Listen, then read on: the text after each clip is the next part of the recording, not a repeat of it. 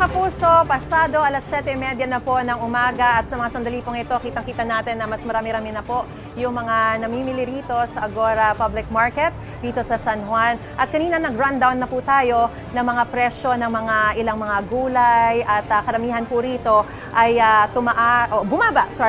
bumaba ng nasa 20 to 30 pesos na po dito sa Agora Market. Although generally ay bumaba siya ng 10 to 15 sa buong bansa.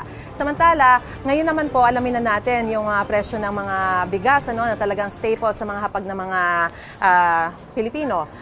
Of course, nasa 40 pesos na nanatili kada kilo ang regular milled rice. Tas, ito namang well-milled rice nasa 43 hanggang 47 pesos kada kilo. Ang special rice nasa 48 to 52 pesos kada kilo. At ang premium rice nasa 52 hanggang 60 pesos kada kilo. So, ngayon, ang sinasabi po sa atin, nagkasundo na po ang mga rice millers at traders na sa bagong presyo po ng palay. Ang buying price po ng wet o basang palay ay 17 pesos kada kilo. Ang dry o tuyong palay naman ay 21 pesos kada kilo. Epektibo ito sa ilang lugar sa bansa, partikular sa Nueva Ecija, Nueva Vizcaya, Pangasinan, Bulacan at Ilocos Region hanggang sa peak ng anihan sa Abril. Ayon sa Department of Agriculture, makatutulong po ang pagtatakda ng presyo ng palay para mapanatiling abot kaya ang presyo ng bigas sa mga pamilihan. So ngayon po, tanungin na po natin ang ilan nating mga kababayan na mga bumibili po dito sa Agora Market. Magandang umaga po sa inyo. Napansin ko po kayo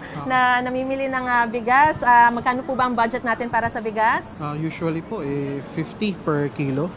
Okay. So, okay naman sa inyo kasi ang pasok ata sa 50 ay yung special rice. Yes. So, okay naman po yung nun? Well, Lasa? kailangan mag-adjust kasi yung usually na binibili namin nasa 50 or 60 pesos na. So, hindi naman nagkakalayo yung lasa. So, okay lang. Oo, alright. So, ano pong pangalan po natin? Tim po. Tim. Thank you so much, Tim, Yes. sa inyo pong oras. Sige po. At happy buying. Yes. Samantala, tanong pa tayo ng isa pa. Ito si ate. Nakita ko may mga stroller pa siya. Marami po ata kayong pinamili, ate. Para hindi na ako sumasakay ng tricycle, dala-dala ko ito pag namimili ako. Nakapaglakad din kayo. Twice a week ako namimili. Malapit lang yung bahay namin. Okay. So, paano nyo, although, ano po ba ang mga binibili ninyo? Halimbawa, kagaya ngayon, mga gulay po. Mga gulay. Halimbawa, bumaba pong presyo ng gulay. So, ano pong pakiramdam yung nyo iba, rito? yung iba, pero halimbawa ngayon, magkakari-kari ako, alam ko mahalang sitaw ngayon, pechay na lang muna ilalagay ko kasi yun ang mas mura. Masarap din po ang pechay. Tapos kagaya nito, magluluto ako ng sa hapon naman, yung toge. Okay. Ang Lumpiang toge. nilalagay ko naman doon, hindi, ginigisa lang. Ginigisa lang. Yung mixed vegetable na. Okay, masarap po yun. Para mas mura-mura. Pwedeng yung lumpiang hubad, di ba?